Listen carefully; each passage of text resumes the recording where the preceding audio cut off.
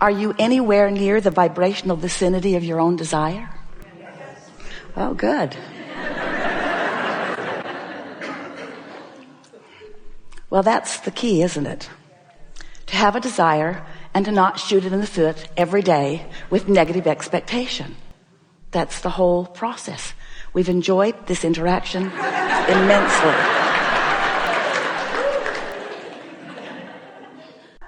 Well, you are remarkable in that you are among the rare humans who are recognizing your vibrational nature. And if you aren't fully recognizing it in this moment, you will before we are finished today, because it's all we ever talk about. The vibrational nature of you and of everything else. Most humans don't regard themselves much as vibration, even though you are primarily, predominantly that. You don't realize you're doing it. You do it so naturally. But there's another sense, your emotional sense, that really is the vibrational translator that we want to focus on. It's what we always want to focus upon, because when you are aware of your emotions and what they mean, then you are able to consciously meld together the vibrational beingness that is you from source perspective, that part of you that existed before you came into this body, who still exists even though you are in this physical body. You're able to meld that part of you with this physical human personality part of you, because your emotions are always your indicator of that vibrational proximity, that vibrational alignment or misalignment, that vibrational allowing of the fullness of who you are to be present and flowing to you and through you in this moment, or the resistance that is keeping that from happening. And we want to help you to realize that in every moment of any resistance, and resistance isn't a bad thing, although it's something that you want to learn to be aware of and to moderately control. That resistance that you are aware of because of any negative emotion that you might feel is always self-imposed, self-applied because of you in your physical body. It's your focus. No resistance is ever added to the equation from your non-physical standpoint.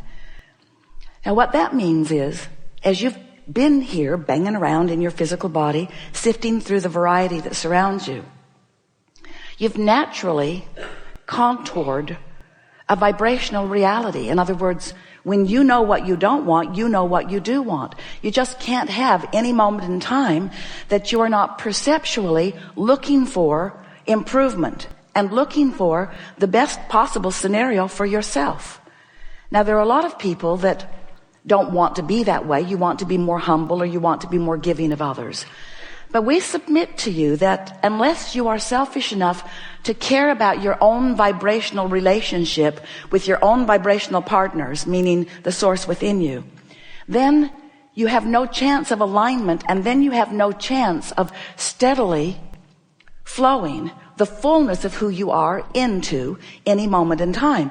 And if you're not fully aligned and flowing the whole of you into the conversation, into the lovemaking, into the appreciation, into the awareness, into the conversation, into whatever it is that you're focused upon, then the diminishment that you experience as a result of not allowing the wholeness of you to be there is what you would describe as negative emotion, and it's what we would describe as self-applied by you resistance, as a result of choosing thoughts in this moment that are not up to speed, are not equivalent, are not same as the thought that the source within you is thinking about the same thing in the same moment. As you form a perspective or an opinion, law of attraction will validate it, because law of attraction will match whatever you've got going on.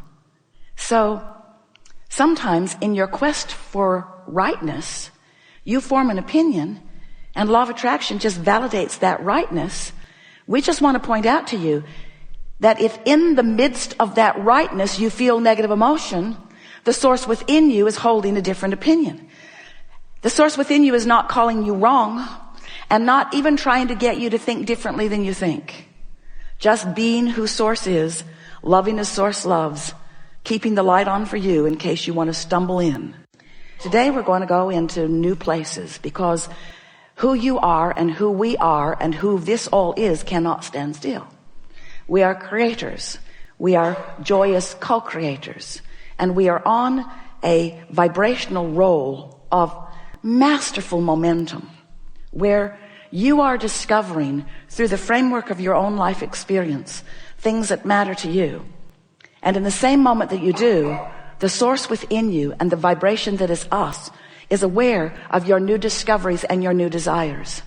So those like us are constantly carving out paths of least resistance for you in order to help you find that which you have become, to help you fully realize it so it can be actualized in your experience. We want you to realize the fullness of all that you have become. But before you can do that, you have to get the hang of this vibrational reality that we are all a part of. And you have to learn to read the vibrational nature of your being. When you're thinking about something that you don't want, you got 17 seconds to either decide it's something wanted and focus on it in order to continue the momentum, or 17 seconds to realize it isn't something that you want and to slow the momentum by lack of attention to it. Esther said to someone the other day, I've got something to tell you and I only have 16 seconds to do it in. The thing that we really want you to be aware of is the momentum. The momentum. We want to ask you to consider the momentum that gets going with a thought. And there are plenty of beliefs. Beliefs are just thoughts that have plenty of momentum. And some of the beliefs that you hold serve you really, really well and completely merge or mesh or align with the knowing that the source within you holds about you and everything that you think about. But some of your beliefs are not serving you well. And so some beliefs you want to encourage the momentum. Some beliefs you want to slow the momentum. And so we'll be talking about that here today. We want you to realize that the way you increase momentum is just give it more attention. So if it feels good, focus on it more. Become as detailed as you can. That's when you want to rampage your appreciation about it. But if you're feeling negative emotion, that's not when you want to increase the momentum. That's not when you want to apply more attention. That's when you want to distract yourself. Haven't you ever tried to get to the bottom of an issue with someone that you love? Did you ever get to the bottom? There's no bottom. Law of attraction promises there's no bottom. There's no bottom to how good you can feel. There's no bottom to how bad you can feel. There's no bottom because everything is expanding. You've just got to understand it, what it feels like when you are flowing it and what it feels like when you're not. And so that's what we'll be talking about in these hours that we are together. We want you to know that you create your reality by contouring your thoughts and that you don't do it all at once, but that you have a guidance system within you that will help you to do it.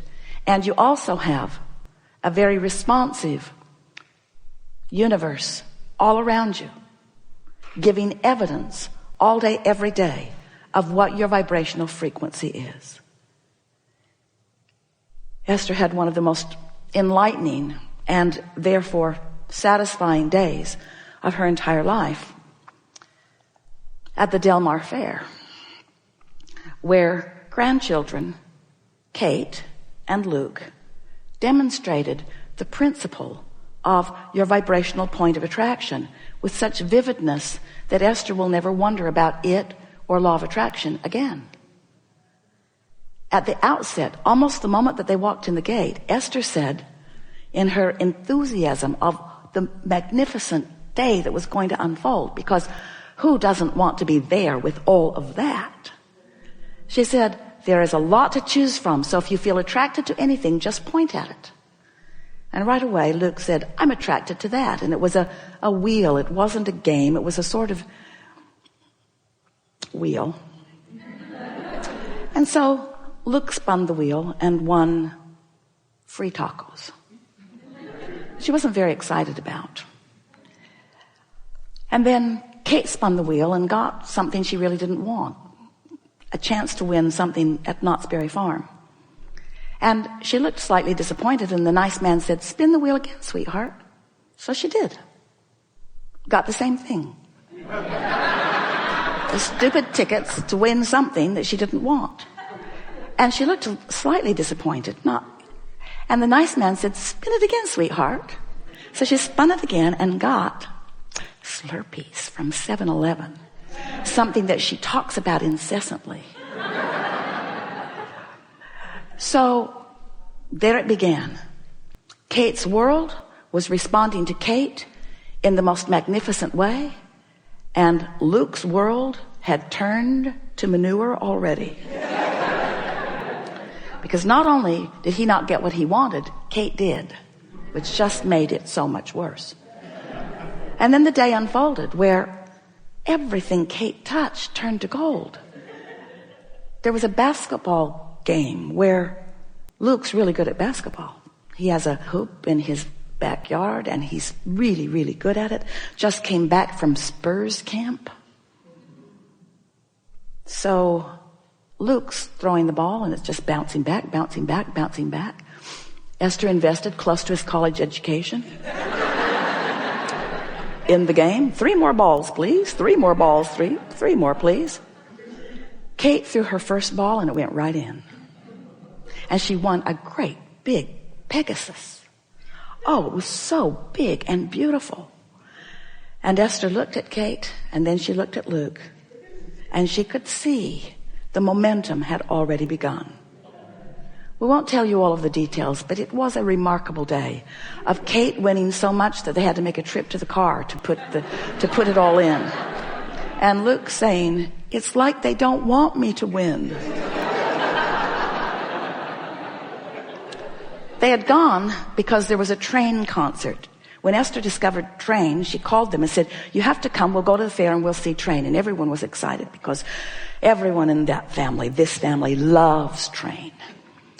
So a nice man comes to the audience and picks Kate.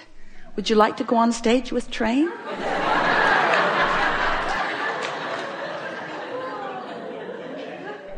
Can you imagine? And are you getting the full implication of all of this? Before the concert, Luke had explained that his favorite Train song was Mermaid, and he knew all the words. That was the song that Kate got to sing on the stage. And then the concert ended. The band left the stage. The audience was thrilled and clapping and clapping and clapping and clapping and clapping, and Train came back, sang another song. It was so wonderful, and tossed out 3 last t-shirts into the audience. Kate got one of them. And as they left the grounds, Esther thought, I loved this day so much because I've been Kate and I've been Luke. And Luke's been Kate and Kate's been Luke. And everyone I know has been one or the other of them. And it was such a glorious opportunity to watch the speed with which the universe is responding to the chosen point of attraction. And it was also interesting to Esther because she wanted more than life itself to explain to Luke, "You see, honey, see how Kate feels and see what's happening, and see how you feel and see what's happening." But it was not a teaching moment for Luke. It never is it? That's not the time to talk about what you're doing wrong. It's not the time to talk about what anybody else is doing right. It's not the time to talk. It's not the time to try to fix it. It's not the time to try to fix it for someone you love, and it's not the time to fix it for yourself. Because the more effort you apply, when that momentum is underway, you can't buck your own current. And that is the strongest thing that we want to say to all of you. Give yourselves a break and realize that your chance to choose your momentum, your chance to choose your point of attraction is early on. Early in the day.